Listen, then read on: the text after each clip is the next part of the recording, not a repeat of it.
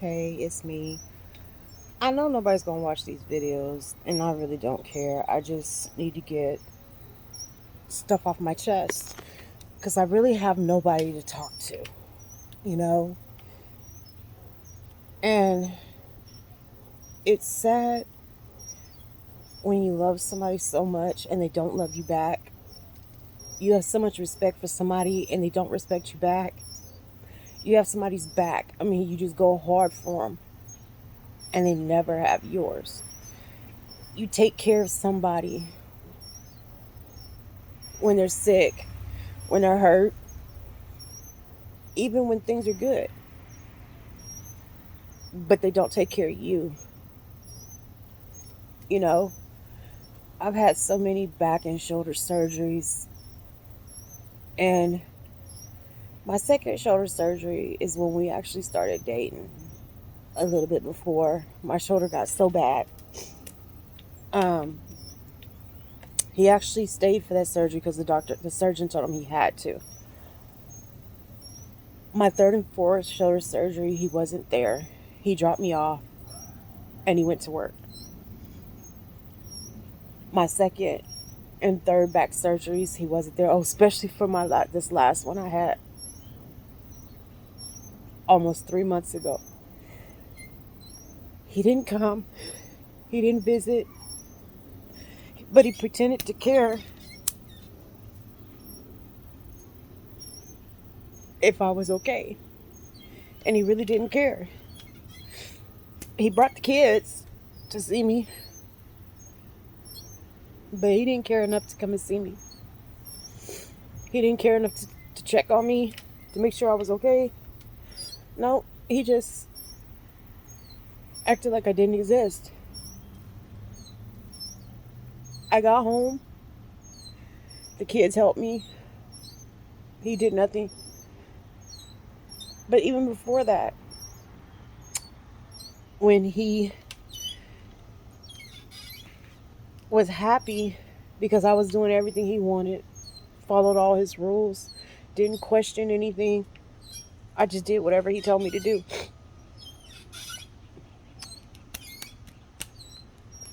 He would go and get a friend of mine from another town to take care of me so that he wouldn't have to. It's so many things that I overlook because I love him. And I'm stupid because I still love him, but like I told him, just because he filed for divorce doesn't stop you from loving somebody. The love just don't go away like that. And I can't help but to wonder if he ever cared about me or loved me at all. Because nothing I did was ever good enough. He didn't, I would always do things to lift his confidence, I would tell him how sexy he was. I would always tell him how I loved him, and I would even show him. I showed him the kids' love all the time, but I never got that love back. Have you ever been with somebody where they could come to you and complain about the day they've had, how bad things had happened, but as soon as you come to them, they don't pay attention. He would be so busy talking to his friends on the phone, he would never just stop and talk to me. They always came first, you know. Sorry, killing mosquitoes. I spend most of my time outside to avoid being ignored or yelled at, cussed at, because that's what he does best. He yells and cusses me out all the time. And that doesn't do any good for my depression. I'm getting so depressed. I just want to get out of this house, but I can't afford it. I can't afford to leave, so I gotta put up with it. I gotta pretend like it doesn't bother me when it does. It hurts. It hurts a lot because I would never do him like that. I would never do anybody like that. Not even my worst enemy. I'm an old-fashioned person. I believe in letting a man lead. I believe in letting a man be a man.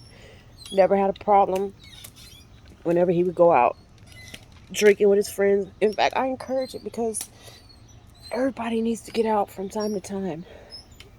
And I prefer to stay at home. I don't party. I don't drink. I stay at home and I take care of the kids in the house and him when he's at home.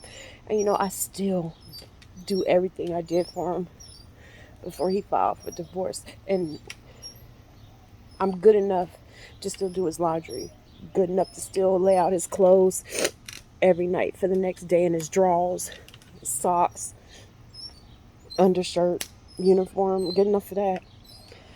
Even good enough for him to still have sex with from time to time, just not good enough to be his wife. Even though I did everything for him. I gave him everything he needed in a wife. But when I would come to him with a problem, he started telling me he didn't want to hear it. He was sick of hearing it. So whenever I had a problem, I just had to deal with it on my own without his help. When my sister passed away, he wasn't there for me. I sat outside and cried and cried and cried and prayed and prayed and prayed. I got no comfort for him, nothing. But I loved him anyway. But now, when you sit in the house with somebody and they basically ignore you, and when they're not ignoring you, they're treating you like a piece of crap, yelling at you, cussing at you, blaming you for stuff that other people do. To this day, this man blames me for going through his truck and his bag because he lost some stuff. He lost some paperwork. And I don't go through anybody's stuff without their permission because I think it's wrong. It's an invasion of privacy. I don't go through his wallet. I don't go through anything of his or anybody else because I believe in giving people their privacy. And he knows I never lied to him, and I'm not going to start lying to him. I'm not going to lie to nobody. Did I used to? Yeah. And I found out lies don't just destroy people, it destroys lives. So I won't even tell a little white lie. I'm always honest. And I still don't know what I did wrong for this divorce. But I know it hurts. It hurts when you love somebody so much and they don't love you the same. They don't love you at all. It's hard when you care for somebody and you show them that care, but it's a care that they never show you. It hurts when somebody shows you all kinds of affection while you're dating, but then when you get married, the affection stops and it's one excuse after the other. It's sad when you give time to somebody, but they don't give you that same time. It's sad that this man never had to ask for sex. Never. Anytime he wanted it, he could get it, no matter how much I hurt, no matter what I was going through. Didn't matter if I was sick, had a headache. I never denied him, not once. In 11 years we were together, never denied him sex. But there would be times he would deny me. I just don't get it. I don't understand how looking out for the kids, him and myself, was a cause for divorce. I really don't. I didn't know that because I love them as much as I do, it was going to cause this much hurt and pain. I stuck with him this long, hoping that he would see my loyalty, my love, and hoping that he would see how true and sincere it was. I would forgive him for things all the time, and I would never throw it in his face. But in his eyes, I had to change so many things. And every time he was mad about something, he would text me and tell me that if I wanted this marriage to work, I had to change this and I had to change that, or we were going to get a divorce. He always threw divorce, or he always hung it over my head. And then he got shocked because I was shocked because he actually filed for divorce. When you spent 8 years hoarding divorce over your wife to make her change little things, big things that you were okay with when you married her, but now you're not okay with it. And she changes these things, and all she asks you to do is that you won't give her affection, give her 5 or 10 minutes of your time, and he still wouldn't do that. And every time I would ask him why he just couldn't give me 5 or 10 minutes of his time, he would get mad and yell and cuss at me and give me lectures like I was a child. If I didn't follow his rules or do what he wanted, not only did he hoard divorce over me, he would stop sending me his morning text like I made it to work safely. I'll see. Made it to work safely. I love you. Talk to you later. When he would get mad, that would stop. Just completely stop. So, and the thing was, is he knows how important it is for me to know that my loved ones make it safely where they're going. My mom was murdered on the Oklahoma highway years ago. Somebody hit her. She hit a deer.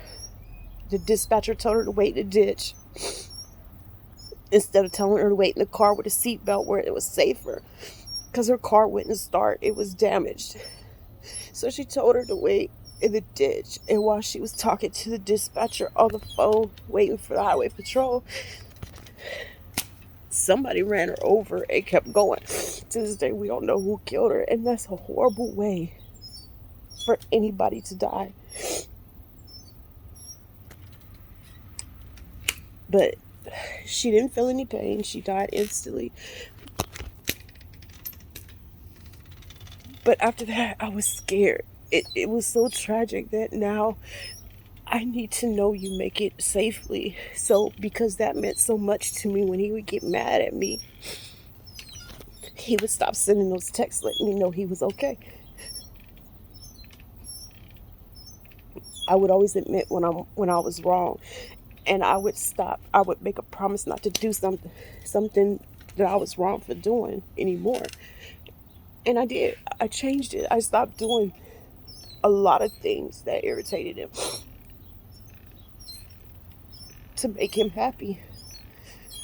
But when I asked him to stop cussing at the kids like they were grown people who stole something from him, it was a problem. He would tell me, quote, "I'm a grown ass man. Can't nobody tell me how to raise my kids or talk to my kids," end quote. And that hurt because I thought we were a team. I thought we were in this together. And I don't like seeing the kids hurt. Plus the fact I had to extra make it up to my son, because after his kids started coming to visit, he stopped talking to my son. He stopped playing with my son. He stopped doing a lot of things with my son. The only time my son was included in things is when my son was here and his kids were here, and we all just went on family outings to different theme parks and stuff like that. Other than that, he didn't have nothing to do with my son. He never claimed my son, did nothing. But from day one, the first day I met his kids, I fell in love with them. Anything I did for my son, I did for his kids. But when my son felt excluded and hurt, I would go out of my way to make sure my son knew he was loved. That even though his stepdaddy didn't have nothing to do with him, wouldn't talk to him, wouldn't joke around with him like he did his own kids, wouldn't play with him like he did his own kids, never took an interest in anything he did like his own kids. I made sure I stepped up times 10. So my son knew he didn't need anybody but me and his dad and the people who truly loved him. He never acted like he loved my son. Then he would get mad because he would tell me I needed to punish my son for something, but my stepson would do the exact same thing and wouldn't get punished. He wouldn't say nothing to him. So my thing is why would I punish my son for something if the other one's not getting punished? My thing is, be fair. If I'm not going to punish my son for something, I definitely wasn't going to punish his kids for doing anything because it wasn't right or fair. And as their stepmom, I love them and took them in like my own. So why would I punish them for something that I'm not going to punish my son for? But he sure wanted me to punish my son for a lot of things that his son, my stepson, never got punished for. But then always want to holler, I need to be fair across the board. Like, dude, you're the unfair one. The kids have noticed it for years, and they talk about it when he's not around. There's so many things that they refuse to go to that man about because they know he's mean, he's spiteful, he's petty, he's a narcissist. He doesn't understand anything. That's just like my stepdaughter is depressed. I saw the signs. She's mildly depressed. And so her doctor gave her pills for depression. And he doesn't believe she's depressed. But let my stepson get diagnosed with something, and he's all on board for it. He takes ADHD pills, and he don't need them because he doesn't have ADHD. He could control everything he does and says. But because it's so easy to diagnose a kid with it nowadays that he thinks he doesn't have any of the signs of ADHD. That boy went a whole year without taking that medicine and he was just fine. He behaved well. He started changing and he started doing so much better without those pills. And his dad thought he was on them. I quit giving them to him because he didn't need them. Now his asthma medicine he needs, and I make sure he takes that. I make sure he takes his allergy pills because he needs that, because my son has asthma and I know all the signs and symptoms of it. Plus the fact I went to school for all this medical stuff. And I plan on going back to get my associate's degree because I have certifications in a lot of things, but I hurt my back and shoulder so bad that the pain I feel every day is bad. But I make sure, because I love them all, that I don't let my pain stop me.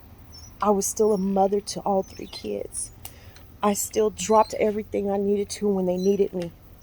I dropped everything when he needed me.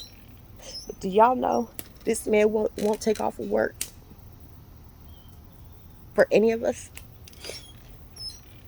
He'd rather kill himself working and get no sleep so that he can have a day off, or he gets mad if our appointments are not on a day that he's off.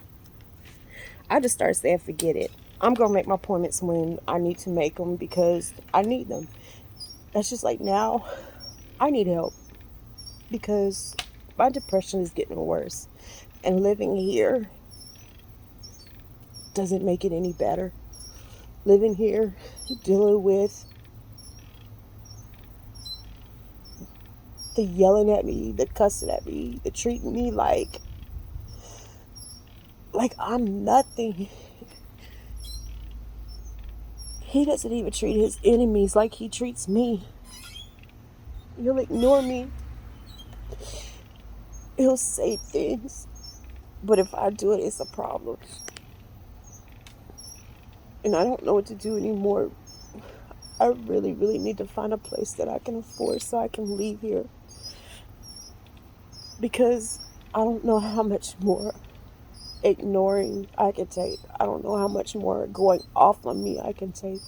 I don't know how much more criticism I can take. I don't know how much more blame for things I can take. I just don't have it in me anymore to fight. I'm tired. I'm already dealing with daily pain, painful muscle spasms that gave me scoliosis in my neck because they're so strong they're pulling my spine out of alignment. If it wasn't for the hardware in my lower back, it would have pulled that out of alignment. That's the only thing keeping the rest of my spine in alignment is that hardware in my back. That's how strong the spasms are. And I'm dealing with bad sciatic nerve pain every single day. So I'm tired of dealing with his issues and my pain. I just need to talk to somebody. I really do.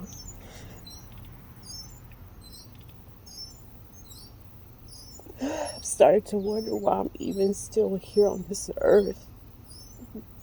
And what did I do wrong to deserve all this pain and all this heartache? What did I do wrong in my life to deserve to be done wrong when all I've done was cater to people and do things for people and help people? That's all I've ever done. There was nobody that I hated, and I still don't hate anybody, and I don't hate him. I just don't know what I did to deserve all of this heartache in my life. I haven't done anybody wrong. I've always been that person that's been there for everybody. And now I'm getting treated like crap.